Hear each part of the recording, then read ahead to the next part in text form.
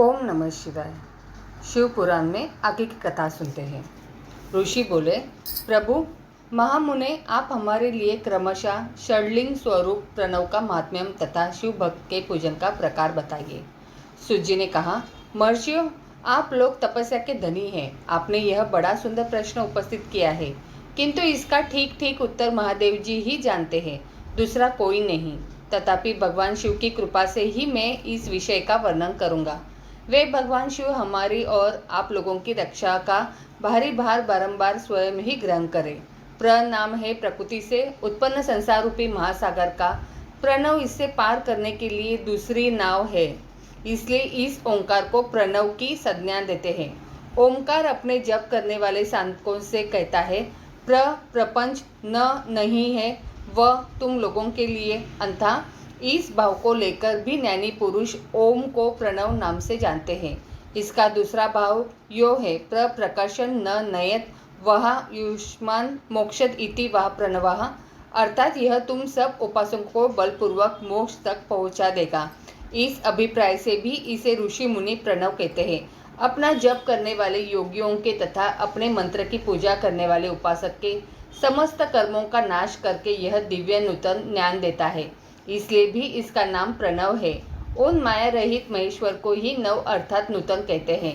वे परमात्मा प्रकृष्ट रूप से नव अर्थात शुद्ध रूप स्वरूप है, इसलिए प्रणव कहलाते हैं।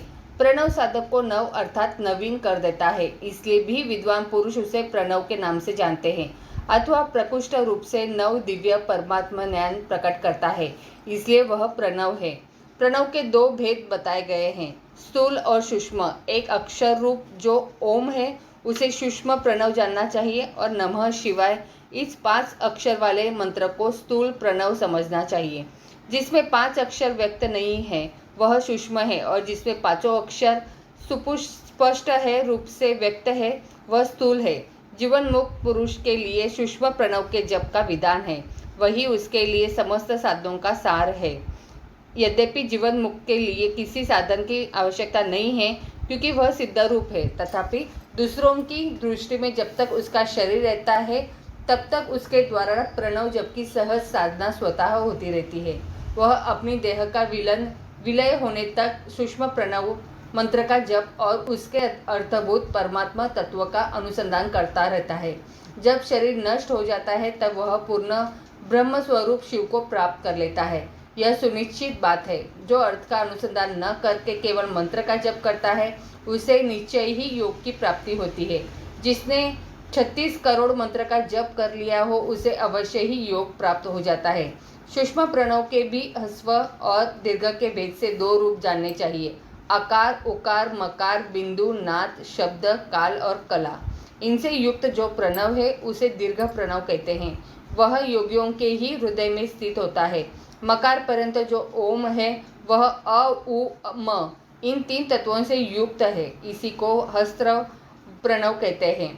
अ शिव है, उ शक्ति है और मकार इन दोनों की एकता है। वह तृतीय रूप है। ऐसा समझकर हस्त्र प्रणव का जप करना चाहिए। जो अपने समस्त पापों का क्षय करना चाहते हैं उनके लिए इस ह्रस्व प्रणव का जप अत्यंत आवश्यक है। पृथ्वी, जल, तेज, वायु और आकाश, ये 5 भूत तथा शब्द, स्पर्श आदि इनके 5 विषय, ये सब मिलकर 10 वस्तुएं मनुष्यों की कामना के विषय है। इनकी आशा मन में लेकर जो कर्मों के अनुष्ठान में संलग्न होते हैं वे 10 प्रकार के पुरुष प्रवृत्त कहलाते हैं, तथा जो निष्काम भाव से शास्त्र विहित कर्मों का अनुष्ठान करते हैं वे निवृत्त कहे गए हैं। प्रवृत्त पुरुषों को हस्त्र प्रणव का ही जप करना चाहिए और निवृत्त पुरुषों को दीर्घ प्रणव का, व्याहतियों तथा अन्य मंत्रों के आदि में इच्छानुसार शब्द और कला से युक्त प्रणव का उच्चारण करना चाहिए। वेद के आदि में और दोनों संध्याओं की उपासना के समय भी ओंकार का उच्चारण करना चाहिए। प्रणव का 9 करोड़ जप करने से मनुष्य शुद्ध हो जाता है। फिर 9 करोड़ का जप करने से वह पृथ्वी तत्व पर विजय पा लेता है। तत्पश्चात पुनः 9 करोड़ का जप करके वह जल तत्वों को जीत लेता है। पुनः 9 करोड़ जप से अग्नि तत्व पर विजय पाता है। तदंतर फिर 9 करोड़ का जप करके वह वायु तत्व पर विजय होता है। फिर 9 करोड़ के जप से आकाश को अपने अधिकार में कर लेता है। इसी प्रकार 9-9 करोड़ का जप करके वह क्रमशः गंध, रस, रूप, स्पर्श और शब्द पर विजय पाता है। इसके बाद फिर 9 करोड़ का जप करके अहंकार को भी जीत लेता है। इस तरह 108 करोड़ प्रणव का जप करके उत्कृष्ट बोध को प्राप्त हुआ पुरुष शुद्ध योग का लाभ करता है। शुद्ध योग से युक्त होने पर वह जीवन मुक्त हो जाता है, इसमें संशय नहीं है। सदा प्रणव का जप और प्रणव रूपी शिव का ध्यान करते करते समाधि में स्थित हुआ महायोगी पुरुष साक्षात शिव ही है, इसमें संशय नहीं है। पहले अपने शरीर में प्रणव के ऋषि, छंद और देवता आदि का न्यास करके फिर जप आरंभ करना चाहिए। आकारा की मातृका वर्णों से युक्त प्रणव का अपने अंगों में न्यास करके मनुष्य ऋषि हो जाता है। मंत्रों के 10 संस्कार, मातृका न्यास तथा षड्ध्वजोधन आदि के साथ संपूर्ण न्यास फल उसे प्राप्त हो जाता है। प्रवृत्ति तथा प्रवृत्ति निवृत्ति से मिश्रित भाव वाले पुरुषों के लिए स्थूल प्रणव का जप ही अभीष्ट साधक होता है। क्रिया, तप और जप के योग से शिव योगी 3 प्रकार के होते हैं, जो क्रमशः क्रिया योगी, तपोयोगी और जप योगी कहलाते हैं। जो धन आदि वैभवों से पूजा सामग्री का संचय करके हाथ आदि अंगों से नमस्कार आदि क्रिया करते हुए इष्ट देव की पूजा में लगा रहता है, वह क्रिया योगी कहलाता है। पूजा में संलग्न रहकर जो परिमित भोजन करता, ब्राह्मण इंद्रियों को जीतकर वश में किए रहता और मन को भी वश में करके परद्रोह आदि से दूर रहता है, वह तपोयोगी कहलाता है। इन सभी सद्गुणों से युक्त होकर जो सदा शुद्ध भाव से रहता तथा समस्त काम आदि दोषों से रहित हो शांत चित्त से निरंतर जप किया करता है, उसे महात्मा पुरुष जप योगी मानते हैं। जो मनुष्य 16 प्रकार के उपचारों से शिव योगी महात्माओं की पूजा करता है, वह शुद्ध होकर सालोक्य आदि के क्रम से उत्तरोत्तर उत्कृष्ट मुक्ति को प्राप्त कर लेता है। द्विजो, अब मैं जप योग का वर्णन करता हूँ, तुम सब लोग ध्यान देकर सुनो। तपस्या करने वाले के लिए जप का उपदेश किया गया है, क्योंकि वह जप करते करते अपने आप को सर्वथा शुद्ध कर लेता है। ब्राह्मणों, पहले नमः पद हो, उसके बाद चतुर्थी विभक्ति में शिव शब्द हो तो पंचतत्वात्मक नमः शिवाय मंत्र होता है। इसे शिव पंचाक्षर कहते हैं। यह स्थूल प्रणव रूप है। इस पंचाक्षर के जप से ही मनुष्य संपूर्ण सिद्धियों को प्राप्त कर लेता है। पंचाक्षर मंत्र के आदि में ओंकार लगाकर ही सदा उसका जप करना चाहिए। द्विजो, गुरु के मुख से पंचाक्षर मंत्र का उपदेश पाकर जहाँ सुख पूर्वक निवास किया जा सके, ऐसी उत्तम भूमि पर महीने के पूर्व पक्ष में आरंभ करके कृष्ण पक्ष की चतुर्दशी शीतक निरंतर जप करता रहे। माघ और भादों के महीने अपना विशिष्ट महत्व रखते हैं। यह समय सब समयों में से उत्तमोत्तम माना गया है। साधक को चाहिए कि वह प्रतिदिन एक बार परिमित भोजन करे, मौन रहे, इंद्रियों को वश में रखे, अपने स्वामी एवं माता पिता की नित्य सेवा करे। इस नियम से रहकर जप करने वाला पुरुष 1 सहस्त्र जप से ही शुद्ध हो जाता है, अन्यथा वह ऋणी होता है। भगवान शिव का निरंतर चिंतन करते हुए पंचाक्षर मंत्र का 5 लाख जप करे। जप काल में इस प्रकार ध्यान करें, कल्याणदाता भगवान शिव कमल के आसन पर विराजमान है। उनका मस्तक श्री गंगा जी तथा चंद्रमा की कला से सुशोभित है। उनकी बाई जांघ पर आदिशक्ति भगवती उमा बैठी है। वहाँ खड़े हुए बड़े बड़े गण भगवान शिव की शोभा बढ़ा रहे हैं। महादेव जी अपने 4 हाथों में मृग मुद्रा, टंक तथा वर एवं अभय की मुद्राएं धारण किए हुए हैं। इस प्रकार सदा सब पर अनुग्रह करने वाले भगवान सदाशिव का बारंबार स्मरण करते हुए हृदय अथवा सूर्य मंडल में पहले उनकी मानसिक पूजा करके फिर पूर्वाभिमुख हो पूर्वोक्त पंचाक्षरी विद्या का जप करे। उन दिनों साधक सदा शुद्ध कर्म ही करे। जप की समाप्ति के दिन कृष्ण पक्ष की चतुर्दशी को प्रातः काल नित्य कर्म करके शुद्ध एवं सुंदर स्थान में शौच संतोषादि नियमों से युक्त हो शुद्ध हृदय से पंचाक्षर मंत्र का 12 सहस्त्र जप करे। तत्पश्चात 5 सपत्नीक ब्राह्मणों को जो श्रेष्ठ एवं शिव भक्त हो वरण करे। इनके अतिरिक्त एक श्रेष्ठ आचार्य प्रवर का भी वरण करे और उसे सांब सदाशिव का स्वरूप समझे।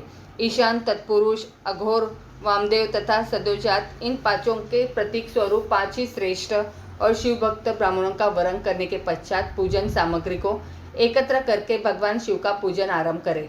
विधि पूर्वक शिव की पूजा संपन्न करके होम आरंभ करे। अपने गृहस्थ सूत्र के अनुसार सुखांत कर्म करके अर्थात परिसमूहन, उपलेपन, उल्लेखन, मृदु उद्धरण और अभूषण इन पंचभू संस्कारों से पश्चात वेदी पर स्वभूमिक अग्नि को स्थापित करके कुश कंडिका के अनंतर प्रज्वलित अग्नि में आज्य भागांत आहुति देकर प्रस्तुत होम का कार्य आरंभ करें। कपिला गाय के घी से 11, 101 अथवा 1000 एक आहुतियाँ स्वयं ही दे अथवा विद्वान पुरुष शिव भक्त ब्राह्मणों से 108 आहुतियाँ दिलाए। होम कर्म समाप्त होने पर गुरु को दक्षिणा के रूप में एक गाय और बैल देने चाहिए। ईशान आदि के प्रतीक रूप जिन 5 ब्राह्मणों का वरण किया गया हो उनको ईशान आदि का स्वरूप ही समझे तथा आचार्य को सांब सदाशिव का स्वरूप माने। इसी भावना के साथ उन सबके चरण धोए और उनके चरणोदक से अपने मस्तक को सींचे।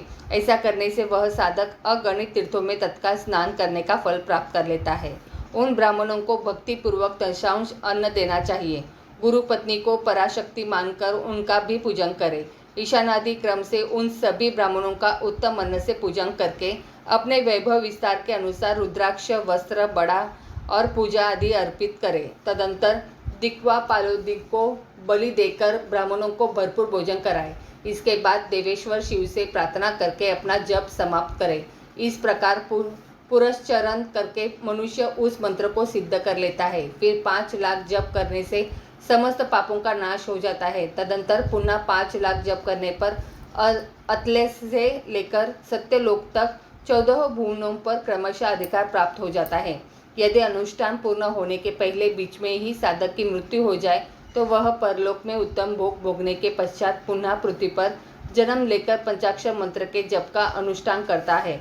समस्त लोगों का ऐश्वर्य पाने के पश्चात वह मंत्रों को सिद्ध करने वाला पुरुष यदि पुनः 5 लाख जप करे तो उसे ब्रह्मा जी का सामीप्य प्राप्त होता है। पुनः 5 लाख जप करने से सारूप्य नामक ऐश्वर्य प्राप्त होता है। 100 लाख जप करने से वह साक्षात ब्रह्मा के समान हो जाता है। इस तरह कार्य ब्रह्म का सायुज्य प्राप्त करके वह उस ब्रह्म का प्रलय होने तक उस लोक में यथेष्ट भोग भोगता है। फिर दूसरे कल्प का आरंभ होने पर वह ब्रह्मा जी का पुत्र होता है। उस समय फिर तपस्या करके दिव्य तेज से प्रकाशित हो वह क्रमशः मुक्त हो जाता है। पृथ्वी आदि कार्य स्वरूप भूतों द्वारा पाताल से लेकर सत्यलोक पर्यंत ब्रह्मा जी के 14 लोक क्रमशः निर्मित हुए हैं। सत्यलोक से ऊपर क्षमा लोक तक जो 14 भुवन है वे भगवान विष्णु के लोक है। क्षमा लोक से ऊपर सूची लोक पर्यंत 28 भुवन स्थित है। सूची लोक के अंतर्गत कैलाश में प्राणियों का संहार करने वाले रुद्रदेव विराजमान है। सूची लोक से ऊपर अहिंसा लोक पर्यंत 56 भुवनों की स्थिति है। अहिंसा लोक का आश्रय लेकर जो ज्ञान कैलाश नामक नगर शोभा पाता है उसमें कार्यभूत महेश्वर सबको अदृश्य करके रहते हैं। अहिंसा लोक के अंत में काल चक्र की स्थिति है। यहाँ तक महेश्वर के विराट स्वरूप का वर्णन किया गया है। वहीं तक लोगों का तिरोधान अथवा लय होता है। उससे नीचे कर्मों का भोग है और उससे ऊपर ज्ञान का भोग। उसके नीचे कर्म माया है और उसके ऊपर ज्ञान माया। माँ का अर्थ है लक्ष्मी। उससे कर्म भोग याद प्राप्त होता है इसलिए वह माया अथवा कर्म माया कहलाती है। इसी तरह माँ अर्थात लक्ष्मी से ज्ञान भोग याद अर्थात प्राप्त होता है इसलिए उसे माया या ज्ञान माया कहा गया है। उपयुक्त सीमा से नीचे नश्वर भोग है और ऊपर नित्य भोग। उससे नीचे ही तिरोधान अथवा लय है, ऊपर नहीं। वहाँ से नीचे ही कर्ममय पाशों द्वारा बंधन होता है, ऊपर बंधन का सदा अभाव है। उससे नीचे ही जीव सकाम कर्मों का अनुसरण करते हुए विभिन्न लोकों और योनियों में चक्कर काटते हैं। उससे ऊपर के लोकों में निष्काम कर्म का ही भोग बताया गया है।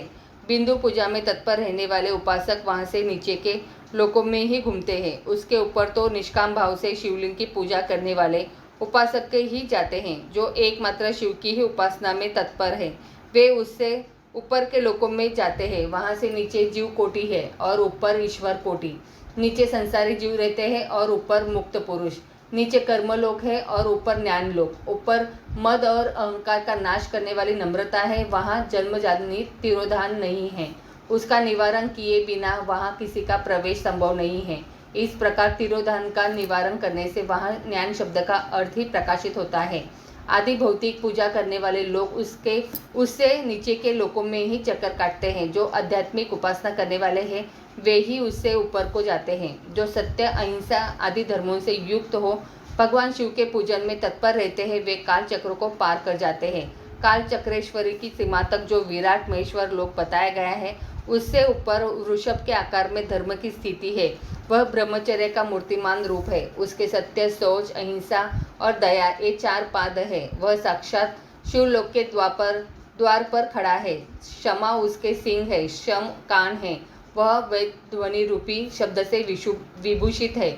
अस्तिकता उसके दोनों नेत्र है। विश्वासी उसकी श्रेष्ठ बुद्धि एवं मन है। क्रिया आदि धर्म रूपी जो वृषभ है वे कारण आदि में स्थित है, ऐसा जानना चाहिए। उस क्रियारूप वृषभाकार धर्म पर कालातीत शिव आरूढ़ होते हैं। ब्रह्मा, विष्णु और महेश्वर की जो अपनी अपनी आयु है उसी को दिन कहते हैं। जहाँ धर्म रूपी वृषभ की स्थिति है उससे ऊपर न दिन है न रात्रि। वहाँ जन्म मरण आदि भी नहीं है। वहाँ फिर से कारण स्वरूप ब्रह्मा के कारण सत्यलोक पर्यंत 14 लोक स्थित है जो 5 भौतिक गंध आदि से परे हैं। उनकी सनातन स्थिति है। सूक्ष्म गंध ही उनका स्वरूप है। उनके ऊपर फिर कारण रूप विष्णु के 14 लोक स्थित है। उनसे भी ऊपर कारण रूपी रुद्र के 28 लोकों की स्थिति मानी गई है। फिर उनसे भी ऊपर कारणेश शिव के 56 लोक विद्यमान है। तदंतर शिव सम्मत ब्रह्मचर्य लोक है और वहीं 5 आवरणों से युक्त ज्ञानमय कैलाश है, जहाँ 5 मंडलों, 5 ब्रह्म कलाओं और आदिशक्ति से संयुक्त आदिलिंग प्रतिष्ठित है। उसे परमात्मा शिव का शिवालय कहा गया है। वही पराशक्ति से युक्त परमेश्वर शिव निवास करते हैं। वे सृष्टि, पालन, संहार, तिरोभाव और अनुग्रह इन 5 कृत्यों में प्रवीण हैं। उनका श्री विग्रह सच्चिदानंद स्वरूप है। वे सदा ध्यान रूपी धर्म में ही स्थित रहते हैं और सदा सब पर अनुग्रह किया करते हैं। वे स्वात्माराम है और समाधि रूपी आसन पर आसीन हो नित्य विराजमान होते हैं। कर्म एवं ध्यान आदि का अनुष्ठान करने से क्रमशः साधन पथ में आगे बढ़ने पर उनका दर्शन साध्य होता है। नित्य नैमित्तिक आदि कर्मों द्वारा देवताओं का यजन करने से भगवान शिव के समाराधन कर्म में मन लगता है। क्रिया आदि जो शिव संबंधी कर्म है उनके द्वारा शिव ज्ञान सिद्ध करे। जिन्होंने शिव तत्व का साक्षात्कार कर लिया है अथवा जिन पर शिव की कृपा दृष्टि पड़ चुकी है वे सब मुक्ति ही है, इसमें संशय नहीं है। आत्मस्वरूप से जो स्थिति है वही मुक्ति है। एकमात्र अपने आत्मा में रमन या आनंद का अनुभव करना ही मुक्ति का स्वरूप है। जो पुरुष क्रिया, तप, जप, ज्ञान और ध्यान रूपी धर्मों में भली भांति स्थित है वह शिव का साक्षात्कार करके स्वात्माराम स्वरूप मोक्ष को भी प्राप्त कर लेता है। जैसे सूर्योदय अपनी किरणों से अशुद्धि को दूर कर देते हैं, उसी प्रकार कृपा करने में कुशल भगवान शिव अपने भक्त के अज्ञान को मिटा देते हैं। अज्ञान की निवृत्ति हो जाने पर शिव ज्ञान स्वतः प्रकट हो जाता है। शिव ज्ञान से अपना विशुद्ध स्वरूप आत्मारात्म प्राप्त होता है और आत्मा राम तत्व की समय की सिद्ध हो जाने पर मनुष्य कृतकृत्य हो जाता है। इस तरह यहाँ जो कुछ बताया गया है वह पहले मुझे गुरु परंपरा से प्राप्त हुआ था। तत्पश्चात मैंने पुनः नंदीश्वर के मुख से इस विषय को सुना था। नंदी स्थान से परे जो स्वयं संवेद्य शिव वैभव है उसका अनुभव केवल भगवान शिव को ही है। साक्षात शिवलोक के उस वैभव का ज्ञान सबको शिव की कृपा से ही हो सकता है, अन्यथा नहीं, ऐसा अस्तित्वता पुरुषों का कथन है। साधक को चाहिए कि वह 5 लाख जप करने के पश्चात भगवान शिव की प्रसन्नता के लिए महाभिषेक एवं नैवेद्य निवेदन करके शिव भक्तों का पूजन करे। भक्त की पूजा से भगवान शिव बहुत प्रसन्न होते हैं। शिव और उनके भक्त में कोई भेद नहीं है, वह साक्षात शिव स्वरूप ही है। शिव स्वरूप मंत्र को धारण करके वह शिव ही हो गया रहता है। शिव भक्त का शरीर शिव रूप ही है, अंततः उसकी सेवा में तत्पर रहना चाहिए। जो शिव के भक्त है वे लोक और वेद की सारी क्रियाओं को जानते हैं। जो क्रमशः जितना जितना शिव मंत्र का जप कर लेता है उससे शरीर को उतना शिव का सामीप्य प्राप्त हो जाता है, इसमें संशय नहीं है। शिव भक्त स्त्री का रूप देवी पार्वती का ही स्वरूप है। वह जितना मंत्र जपती है उसे उतना ही देवी का सानिध्य प्राप्त हो जाता है। साधक स्वयं शिव स्वरूप होकर पराशक्ति का पूजन करे। शक्ति, वेर तथा लिंग का चित्र बनाकर अथवा मिट्टी आदि से इनकी आकृति का निर्माण करके प्राण प्रतिष्ठा पूर्वक निष्कपट भाव से इनका पूजन करे। शिवलिंग को शिव मानकर, अपने को शक्ति रूप समझकर शक्तिलिंग को देवी मानकर और अपने को शिव रूप समझकर शिवलिंग को नाद रूप तथा शक्ति को बिंदु रूप मानकर परस्पर सटे हुए शक्तिलिंग और शिवलिंग के प्रति उपप्रधान और प्रधान की भावना रखते हुए जो शिव और शक्ति का पूजन करता है वह मूल स्वरूप की भावना करने के कारण शिव रूपी है। शिव भक्त शिव मंत्र रूप होने के कारण शिव के ही स्वरूप है। जो 16 उपचारों से उनकी पूजा करता है उसे अभीष्ट वस्तु की प्राप्ति होती है। जो लिंगोपासक शिव भक्त की सेवा आदि करके उसे आनंद प्रदान करता है उस विद्वान पर भगवान शिव बड़े प्रसन्न होते हैं। 5, 10 या 100 सपत्नीक शिव भक्तों को बुलाकर भोजन आदि के द्वारा पत्नी सहित उनका सदैव समादर करे। धन में, देह में और मंत्र में शिव भावना रखते हुए उन्हें शिव और शक्ति का स्वरूप जानकर निष्कपट भाव से उनकी पूजा करे। ऐसा करने वाला पुरुष इस भूतल पर फिर जन्म नहीं लेता। आगे की कथा अगले अध्याय में। तो बोलो प्रेम से हर हर महादेव।